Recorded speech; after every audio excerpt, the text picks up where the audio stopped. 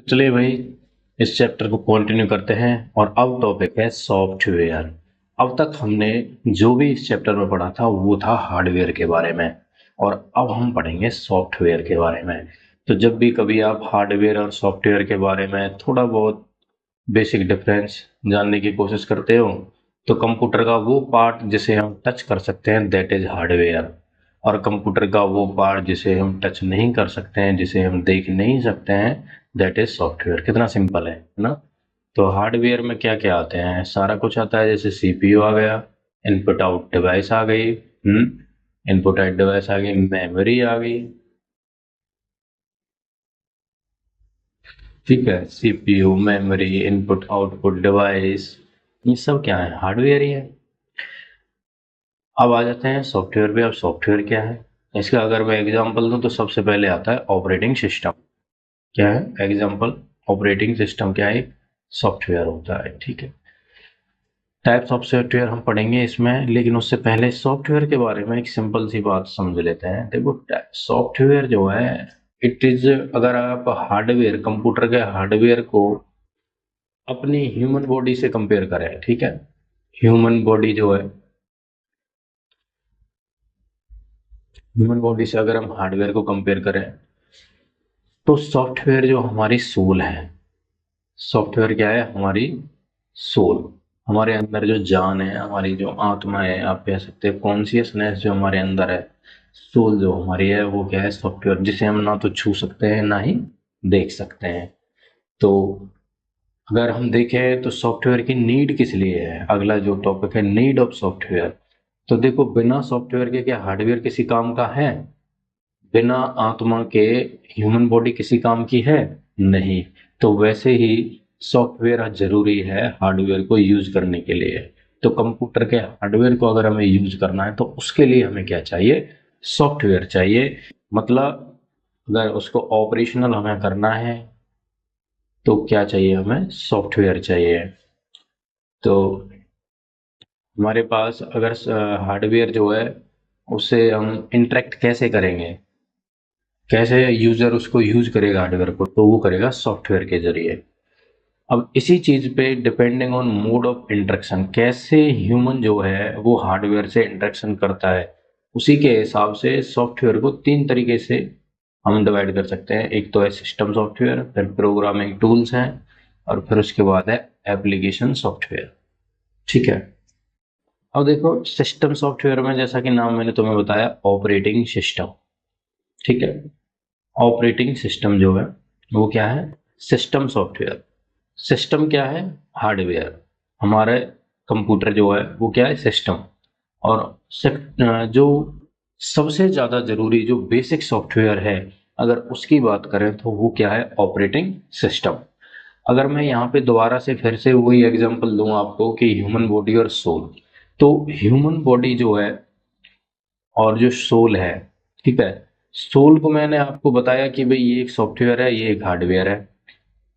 तो ये जो सॉफ्टवेयर है सोल, ये कैसा है, सिस्टम सॉफ्टवेयर है हमारा।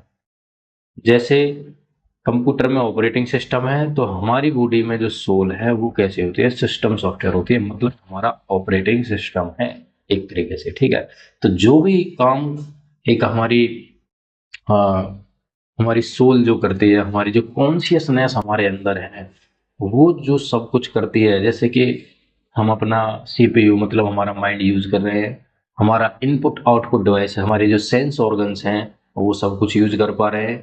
अगर हमारे अंदर ऑपरेटिंग सिस्टम है, हमारे अंदर सोल है, तभी तो यूज कर पा रहे हैं हम इन सबको। मेमोरी हमारी है, या जो भी हमारी ह्यूमन बॉडी है, जितना भी हार्डवेयर है, हम उसको यूज किसकी वजह से कर पा रहे हैं, इस सोल की वजह से। तो सोल हमारा कैसा हो गया, सॉफ्टवेयर है, और वो भी कैसा, सिस्टम सॉफ्टवेयर, जैसे कि कंप्यूटर का ऑपरेटिंग सिस्टम। तो ये सिंपल सी बात होगी। तो देखो, ऑपरेटिंग सिस्टम जो है वो सारा कुछ बेसिक बेसिक काम करता है। जो, जैसे कि मान के चलो, सबसे जो बेसिक चीज है कि भाई हार्डवेयर को हम यूज करते हैं ऑपरेटिंग सिस्टम की वजह से। अगर यूजर जो है, यूजर कंप्यूटर को यूज कर पा रहा है, तो वो किसकी वजह से कर पा रहा है, ऑपरेटिंग सिस्टम की वजह से। जैसे कि विंडोज वगैरह है, एंड्रॉयड है, आईओएस है, ये सब क्या है, सिस्टम सॉफ्टवेयर ही तो है ये।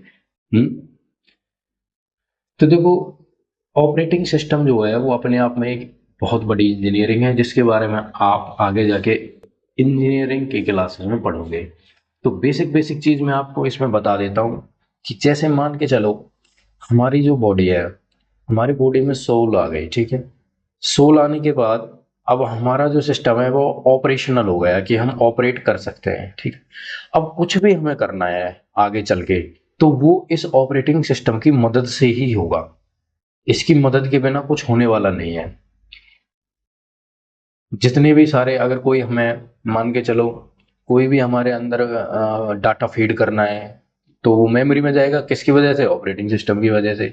हमें अपना माइंड यूज करना है, किसी पे अप्लाई करना है, कोई एप्लीकेशन हमें मतलब करनी है एक तरीके से, तो भी क्या होगा? मेमोरी यूज करेगा ऑपरेटिंग सिस्टम। और उसको किसको देगा? हमारे माइंड को देगा, मतलब सीपीयू को देगा। और उसके बाद आउटपुट हमें मिलेगा, हम जो भी हम बोल रहे हैं। आउटपुट हम कैसे देते हैं? बोल करके देते हैं, ठीक है। तो वैसे ही सीपीयू जो है अपना आउटपुट कैसे देगा? ऑपरेटिंग सिस्टम की मदद से ही देगा। इनपुट भी आउटपुट भी, जो बेसिक जो सिस्टम है, वो सब ऑपरेटिंग सिस्टम की वजह से ही होगा। तो ये सारा जो है, देखो, इनपुट इनपुट आउटपुट डिवाइस ये मैनेज करेगा। सीपीयू को आपका ये यूज मैनेज करेगा। और आपका मेमोरी को भी ये मैनेज करेगा। और प्रोसेस जो है, मतलब हमें करना क्या है, ठीक है, उसको भी यही यूज करेगा ऑपरेटिंग सिस्टम। ठीक, ये इस ऑपरेटिंग सिस्टम जो है वो एक बेसिक सिस्टम हो गया, बेसिक सिस्टम सॉफ्टवेयर हो गया, ठीक है। अब देखो इसमें आगे है सिस्टम यूटिलिटीज, ठीक है। System utilities. अब सॉफ्टवेयर जो है used for maintenance and configuration of the computer system is called system utility. जो सॉफ्टवेयर मेंटेनेंस और कॉन्फ़िगरेशन के लिए यूज किए जाते हैं, उनको हम सिस्टम यूटिलिटी बोलते हैं। जैसे कि, और कुछ जो है, कुछ सिस्टम यूटिलिटी जो है ऑपरेटिंग सिस्टम के साथ हम आती हैं। जैसे कि यहाँ पे एग्जांपल दे रखे हैं, डीफ्रैगमेंटेशन टूल है, फॉर्मेटिंग यूटिलिटी है, या फिर सिस्टम रीस्टोर फैसिलिटी है। और कुछ यूटिलिटीज ऐसी होती हैं जिनको हम ऑपरेटिंग सिस्टम को इम्प्रूव करने के लिए अ, उसमें जोड़ते हैं, या फिर हमें ज़रूरत होती है। जैसे कि एंटीवायरस सॉफ्टवेयर है, तो अगर हमें अपना सॉफ्टवेयर जो है, अपना जो सिस्टम है, और वो सही तरीके से यूज करना है, तो एंटीवायरस सॉफ्टवेयर उसमें होना चाहिए, जिससे कोई वायरस आके उसको हार्म ना कर सके। या फिर डिस्क क्लीनर और टूल, या फिर disk compression software. Disk cleaner मतलब हमें अपना जो डिस्क हमने लगा रखी है, मेमोरी वगैरह जो लगा रखी है, उनको क्लीन करें, उसमें कोई जंक फाइल्स ना हो, बेकार की फाइल्स ना हो। या फिर उसे हमें कंप्रेशन सॉफ्टवेयर, जो भी मतलब बहुत सारे हैं, तो उनको हम बोलते हैं सिस्टम यूटिलिटीज। अब देखो, अगर मैं इसी चीज को अगर ह्यूमन बॉडी के टर्म में लेके जाऊं, ह्यूमन बॉडी जिसका एग्जांपल हम लेके चल रहे हैं, तो उसको कैसे समझोगे? सिस्टम यूटिलिटीज क्या है? तो देखो, हमारा जो ऑपरेटिंग सिस्टम है, कुछ काम वो ऑटोमेटिकली करता है, मतलब उसके साथ ही कुछ चीजें आई हैं। जैसे कि फॉर एग्जांपल, अगर मैं कहूँ कि जो कंपलसरी हमारी एक्टिविटीज होती हैं वो ऑटोमेटिक हो जाती है, उन्हें हमें सीखने की जरूरत नहीं होती है। जैसे कि जब बच्चा जन्म लेता है, तो उसको दूध पीना सिखाया नहीं जाता है, वो ऑटोमेटिकली उसके ऑपरेटिंग सिस्टम में है कि उसे दूध पीना है, और वो पी लेता है। लेकिन उसको सिखाया नहीं गया, उसको ट्रेन नहीं किया गया है उस चीज के लिए, या कोई अलग से कोई सिस्टम, हमने कोई यूटिलिटीज उसमें जोड़ी नहीं है। और वैसा ही जैसे हम यूरिन पास करते हैं, स्टूल पास करते हैं, ये सारी चीजें क्या है, हमारे ऑपरेटिंग सिस्टम में ऑटोमेटिकली होती है। अच्छा, और अभी ये देख लेते हैं कि ऑपरेटिंग सिस्टम को इम्प्रूव करने के लिए हम कौन कौन से सॉफ्टवेयर, जैसे एंटीवायरस वगैरह जोड़ते हैं। ऐसे ही ह्यूमन बॉडी में हम क्या करते हैं, मान के चलो मुझे अपनी स्ट्रेंथ बढ़ानी है, ठीक है भाई। नेचुरली तो स्ट्रेंथ नहीं है मेरी बॉडी में, लेकिन मैं जिम जाता हूँ, मैं एक्सरसाइज करता हूँ, और मैं कुछ अलग अलग तरह की चीजें सीखता हूँ, तो मेरी जो बॉडी है वो ज्यादा स्ट्रेंथ हो जाती है। तो उसी तरह से एंटीवायरस जो होता है, हम इम्प्रूव करने के लिए ऑपरेटिंग अपने सिस्टम की परफॉर्मेंस को इम्प्रूव करने के लिए, ऑपरेटिंग सिस्टम की परफॉर्मेंस को इम्प्रूव करने के लिए, हम ऑपरेटिंग सिस्टम को कुछ टूल्स देते हैं, कह सकते हैं कि कुछ सॉफ्टवेयर उसमें जोड़ते हैं। तो वो क्या है? वो भी सिस्टम यूटिलिटीज है। अब आ जाते हैं डिवाइस ड्राइवर्स पे। डिवाइस ड्राइवर जैसे कि हमें कुछ और अलग से डिवाइस हमें मतलब जोड़नी है, तो ऑपरेटिंग ऑपरेटिंग सिस्टम जिसके बारे में ट्रेन नहीं है, और हर चीज के लिए हम उसको ट्रेन नहीं कर सकते हैं, ऑपरेटिंग सिस्टम को, उसकी भी कुछ कैपेबिलिटीज हैं। तो हम जैसे मान के चलो मैं पेन टैब यूज कर रहा हूँ, तो इस पेन टैब के लिए मुझे एक अलग से ड्राइवर इसमें इंस्टॉल करना पड़ा। रोल तो ऑपरेटिंग सिस्टम का पूरा है, उसी की हेल्प से हो रहा है, लेकिन हमने उसको ट्रेन करने की बजाय अलग से ड्राइवर यूज कर लिया। जैसे फॉर एग्जांपल इसको आप ऐसे समझ सकते हो कि मुझे अपना कुछ खोलना है, मान के चलो मुझे स्क्रू जो है वो खोलना है किसी का, तो या तो मैं अपनी बॉडी को इतना ट्रेन करूं कि उस स्क्रू को मैं अपने हाथ से खोल दूं, लेकिन उसकी बजाय मैं कुछ चाबी पानी यूज कर सकता हूं, उसके लिए कुछ डिवाइस ड्राइवर यूज कर सकता हूं। ठीक है, तो बिल्कुल उसी तरह से है।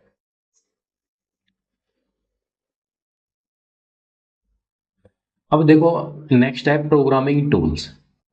अगर हम प्रोग्रामिंग टूल्स की बात करें, तो अब तक हमने जो भी पढ़ा, हमने हार्डवेयर पढ़ लिया, हमने सॉफ्टवेयर पढ़ लिया, लेकिन जो सॉफ्टवेयर है वो उनको हमें प्रोग्राम करना पड़ता है जिससे वो हमें डिजायर्ड आउटपुट मिल सके।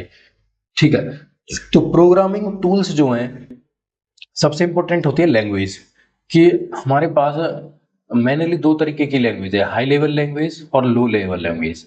ठीक है, तो जैसे इंसान को कुछ भी समझने के लिए, अपने आप को ट्रेन करने के लिए किसकी जरूरत होती है? प्रोग्राम्स। कुछ हम डाटा लेते हैं और उन्हीं के भी आप पे हम सारा काम करते हैं। जो जो डाटा कंप्यूटर लेगा उनको हम किसके जरिए देते हैं? प्रोग्राम्स के जरिए, सॉफ्टवेयर प्रोग्राम्स के जरिए। तो उसकी भी लैंग्वेज होती है समझने की, हाई लेवल लैंग्वेज और लो लेवल लैंग्वेज। एक्चुअल में जो लो लेवल लैंग्वेज होती है वो दो तरह की है। एक तो मशीन लैंग्वेज है, जो मशीन, हमारे पास क्या है यहाँ पे? कंप्यूटर, और कंप्यूटर सिर्फ एक लैंग्वेज समझता है, वो है जीरो और वन की लैंग्वेज। तो मशीन लैंग्वेज जो है वो जीरो और वन की लैंग्वेज है। इसके बाद एक असेंबली लैंग्वेज होती है, जो इंग्लिश लाइक वर्ड्स यूज करता है जीरो और वन की जगह। जो लो लेवल जो मशीन लैंग्वेज है उसको समझना हमारे लिए मतलब नेक्स्ट टू इम्पॉसिबल है। सारे कोर्स याद करना, छोटी मोटी चीजें तो कर सकते हैं, लेकिन इतने बड़े बड़े प्रोग्राम्स कैसे आप समझोगे? मेंटेनेंस उसका, उसमें अपडेट कोई करना है, तो ये मतलब कि क्वाइट डिफिकल्ट हो जाएगा हमारे लिए। तो हम क्या करते हैं, एक असेंबली लैंग्वेज यूज करते हैं जो एक स्पेशल मशीन के लिए हम बना सकते हैं, उसमें हम इंग्लिश लाइक वर्ड्स यूज करते हैं। तो असेंबली लैंग्वेज जो होता है वो मशीन डिपेंडेंट होता है, एक पर्टिकुलर मशीन के लिए आप उसे डिजाइन कर सकते हैं। तो यहीं से निकल के आती है हाई लेवल लैंग्वेज जो मशीन इंडिपेंडेंट है, जैसे सी, सी प्लस प्लस या फिर पाइथन हम यूज करते हैं। ये बिल्कुल इंग्लिश की जैसी भाषा यूज करते हैं, जो ह्यूमन के लिए इजिली अंडरस्टेबल है। और यहाँ से, अब हाई लेवल लैंग्वेज को तो कंप्यूटर समझता नहीं है। हाई लेवल लैंग्वेज को कंप्यूटर, वो तो एक ही भाषा समझता है, वो क्या है? Machine language. Machine language. अगर हमारे पास असेंबली लैंग्वेज है तो भी उसको हमें कन्वर्ट करना पड़ता है मशीन लैंग्वेज में। हाई लेवल है तो भी उसको किस में कन्वर्ट करना पड़ेगा? मशीन लैंग्वेज में। तो इस काम के लिए जो लैंग्वेज को कन्वर्ट करना है या ट्रांसलेट करना आप कह सकते हो, तो हम ही उनके लिए यूज करते हैं ट्रांसलेटर। और ट्रांसलेटर हमारे पास यहाँ तीन तरीके के हो सकते हैं। एक है इंटरप्रेटर, एक है हमारे पास कंपाइलर, और है असेंबलर। अगर असेंबली लैंग्वेज है तो असेंबलर यूज करेंगे। अब कंपाइलर और इंटरप्रेटर में क्या फर्क है? कंपाइलर जो होता है वो पूरे प्रोग्राम को एक बार में ही एग्जीक्यूट करता है, ट्रांसलेट करता है कह सकते हैं।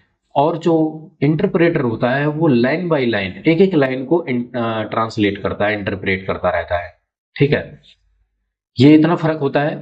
और यहाँ पे एक जो हमारे पास आईडीएलई हम पढ़ेंगे, आईडीएलई। तो आईडीई या आईडीएलई जो होते हैं, जिस अलग अलग जो प्रोग्रामिंग लैंग्वेज है, हाई लेवल लैंग्वेज है, उनका सबका अपना अलग अलग अलग ये आईडीई आईडीएलई होता है। और इनको हम यूज करते हैं सॉफ्टवेयर प्रोग्राम्स बनाने के लिए, उनको डीबग करने के लिए, उनमें कोई एरर तो नहीं है, और उनको एग्जीक्यूशन करके देखने के लिए, और फिर उनको स्टोर करके हम रख सकते हैं और रिक्वायरमेंट के हिसाब से यूज करते हैं। तो जो भी आप जैसे सी, सी प्लस प्लस में यूज करते हो, पाइथन में आप यूज करते हो प्रोग्रामिंग बनाने के लिए, टाइप करने के लिए, तो वो क्या है? सब आईडीई और आईडीएलई एनवायरनमेंट हमारे पास होता है। अब क्लासिफिकेशन और प्रोग्रामिंग लैंग्वेज तो मैंने आपको समझा ही दिया पूरा क्या क्या है। उसके बाद लैंग्वेज ट्रांसलेटर भी मैंने आपको बता दिया, तीन तरीके के होते हैं। प्रोग्रामिंग डेवलपमेंट टूल्स मैंने आपको बता ही दिया, आईडीई और आईडीएलई। तो देखो देखो, पाइथन का आईडीएलई के अलावा हम नेटबीन्स, लिब्स, एटम, लदार, आर फ्यू एग्जांपल्स हैं जो आईडीई के लिए हम यूज करते हैं। तो गूगल करके आप देखना सी और सी प्लस प्लस के लिए हम कौन सा आईडीई यूज करते हैं, ये आपको खुद से देखना है। उसके बाद देखो कुछ आ गए एप्लीकेशन सॉफ्टवेयर। अब बात आती है एप्लीकेशन सॉफ्टवेयर की। तो ये हमारे पास जरूरत के हिसाब से होते हैं। कि भाई हमें कोई ऐप में कोई भी हमें काम करना है, ठीक है, काम करना है तो उसके लिए हमें कोई एप्लीकेशन चाहिए होगी, एप्लीकेशन सॉफ्टवेयर चाहिए होगा उसे उसे डिजायर्ड आउटपुट को हमें लेने के लिए। तो उसी हिसाब से हमारे पास दो तरीके के हम यहाँ पे एप्लीकेशन सॉफ्टवेयर पढ़ते हैं कि एक है अपने पास जनरल पर्पस सॉफ्टवेयर और एक है कस्टमाइज सॉफ्टवेयर। जैसा कि नाम से ही पता चल रहा है, जनरल पर्पस में क्या है कि भाई कोई भी सिस्टम जो है वो उसको यूज कर सकता है, वो जनरल पर्पज है। ऐसा नहीं है कि कोई स्पेसिफिक यूज हम उसका करेंगे। जैसा कि यहाँ पे अगर हम देखें, रेडीमेड सेपरेट सेट टूल होती है, लिब्रे ऑफिस है, इनको कोई किसी भी कंप्यूटर पे हम यूज कर सकते हैं कैलकुलेशन के लिए। एडोब फोटोशॉप हुआ, मोजिला वेब ब्राउजर हुआ, ये सब जनरल पर्पज है, इनको कोई स्पेसिफिक कंप्यूटर के लिए नहीं बनाया गया है कि भाई आप इसी पे यूज कर पाओगे, आप किसी पे भी यूज कर सकते हो, इसलिए उनको जनरल पर्पज कहते हैं। अब ऐसे ही कस्टमाइज सॉफ्टवेयर हो गई। कस्टमाइज सॉफ्टवेयर में अगर हम बात करें कि किसी पर्टिकुलर ऑर्गेनाइजेशन के लिए हम यूज कर रहे हैं उसको, जैसे मान के चलो स्कूल का कोई सिस्टम है, स्कूल के लिए ऐसा सॉफ्टवेयर बना है जिसको वो पर्टिकुलर स्कूल यूज कर रहा है, पर्टिकुलर कोई ऑर्गेनाइजेशन है वो यूज कर रही है, तो वो कस्टमाइज सॉफ्टवेयर हो गया। इसमें देखो एक बहुत अच्छा एग्जांपल दिया क्लॉथ का। जो क्लॉथ होता है, कपड़ा जो होता है, वो तो कोई भी यूज कर सकता है, जनरल पर्पज हो गया। लेकिन उसी क्लॉथ को अगर हम टेलर को दे और टेलर उसको हमारे लिए स्पेसिफिक सील के देता है हमारी फिटिंग के हिसाब से, तो वो क्या हो गया, कस्टमाइज सॉफ्टवेयर हो गया। मतलब कस्टम उसमें सेटिंग होंगे कि हमें कितना यही चाहिए, कितना वो चाहिए, किस तरह से चाहिए, वो सब कस्टमाइज होता है। और जनरल पर्पज उसमें कुछ नहीं होता, वो बस बना दिया गया सबके लिए है, वो सबकी जरूरतों के लिए है, जनरल है, किसी को स्पेसिफिक नहीं है। इतना फर्क होता है बस। और इसी में आगे कंटिन्यू करते हैं हम, प्रोपराइटरी और free and open source software, ठीक है। तो देखो प्रोपराइटरी और फ्री एंड ओपन सॉफ्टवेयर अगर हम पढ़ें तो यहाँ पे सबसे पहले हम देखते हैं free and open source software. Free and open source software जो है वो क्या है कि हमारे पास कुछ सॉफ्टवेयर ऐसे होते हैं जो फ्री हैं, मतलब उनके लिए हमें कोई पेमेंट करनी नहीं पड़ती है, तो फ्री से तो ये समझ लो। उसके बाद ओपन सोर्स है, वो ओपन सोर्स का मतलब उनका जो सोर्स कोड है वो ओपन है, कोई भी उसे देख सकता है, कोई भी उसे जरूरत के हिसाब से अपडेट कर सकता है। ऐसा किस लिए किया जाता है, जिससे उसमें बहुत ज्यादा कोई आपका दिमाग कुछ काम कर रहा है कि यार ऐसा इसमें करें तो बहुत अच्छा हो जाएगा, तो ये सब इंप्रूवमेंट के लिए हम करते हैं। ऐसे जो सॉफ्टवेयर होते हैं उन्हें free and open source software की कैटेगरी में रखा गया है, जैसे कि आपका पाइथन हो गया। और भी एग्जांपल्स यहाँ पे दे रखे हैं, मोजिला फायरफॉक्स हो गया, लिब्रे ऑफिस हो गया, ओपन ऑफिस हो गया, ठीक है। ये सभी क्या है, FOSS। अब आते हैं सिर्फ फ्री और सिर्फ प्रोप्राइटरी। अब कुछ सॉफ्टवेयर ऐसे हो सकते हैं जिनका जो मतलब कि फ्री है यूज करने के लिए, लेकिन उनका कोड अवेलेबल नहीं है, उनका जो सोर्स कोड है वो अवेलेबल नहीं होता, तो उनको बोलते हैं फ्रीवेयर। क्या बोलते हैं, फ्रीवेयर। जैसे स्काइपी, एडोब रीडर, ये क्या है, फ्रीवेयर है। इनको आप यूज तो फ्री में कर सकते हो, लेकिन इसमें कोई चेंज नहीं कर सकते हो आप। और कुछ सॉफ्टवेयर ऐसे होते हैं जिनको हमें परचेज करना पड़ता है वेंडर से, कॉपीराइटेड होते हैं, जैसे कि विंडोज वगैरह हम यूज करते हैं, तो ये सब क्या है, प्रोप्राइटरी सॉफ्टवेयर होते हैं। टैली, क्योंखेल, इनका हमें परचेज कॉपीराइट जो है, ये कॉपीराइटेड होते हैं, इनको हम कॉपी में यूज नहीं कर सकते हैं कि किसी का अपने कोई भी यूज कर लेगा, एक लाइसेंस इनका मिलता है, ऐसा हम कह सकते हैं। तो एक सॉफ्टवेयर क्या वो फ्रीवेयर हो सकता है, ओपन सोर्स हो सकता है, या फिर प्रोप्राइटरी सॉफ्टवेयर हो सकता है। डिफाइन ये किस पे डिपेंड करता है, टर्म एंड कंडीशन पे। अब सबसे इंपॉर्टेंट ऑपरेटिंग सिस्टम, जिसके बारे में थोड़ा सा हम पढ़ चुके हैं, और अपने आप में एक बहुत बड़ी इंजीनियरिंग है ऑपरेटिंग सिस्टम की।